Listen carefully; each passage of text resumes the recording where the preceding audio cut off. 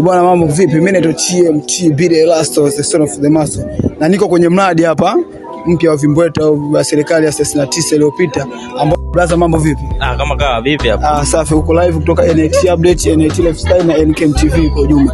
Okay. Mradi wa serikali ya 69 iliyopita ndio tunaona utekelezaji wake na rais mteule wa sasa ambaye ni rais wa NIT William Mvungi. Ndiye alikuwa mtendaji mkuu. Huu mradi kama nyinyi wanufaika mnaonaje? Mradi kwenu unalipa au ni vipi? Mradi kama unavyoona hapa, mradi uko vizuri, mradi unalipa, unaona. Kwanza utakuwa na umeme, si ndio? Kusema socket nini, wanafunzi kama nini simu zimeisha nini, wanachaji simu, itakuwa na taa nini, si ndio?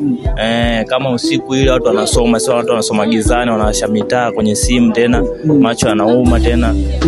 Kama hivyo mradi mzuri utasaidia sana. Kabisa.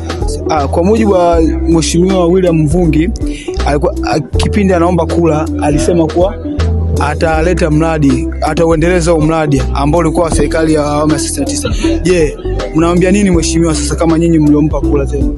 Kama sisi tulipompatia kula sasa, yeye wajibu wake hapa ni kutekeleza, si unajua? Katuahidi hapa inabidi atekeleze. Sasa si hapa tutakubali. Kwa hiyo tulimpa kula, ametekeleza jambo lake, mambo yanakuwa sawa kwa wanafunzi hivyo. Asante sana. Bwana, tukutane kwenye comment. Mradi unalipa. Baba alikuwa ni wa 69, sasa ameingia mwenyewe kwenye kiti 40 na alituahidi. Je, baba ulete au usiulete? Chao.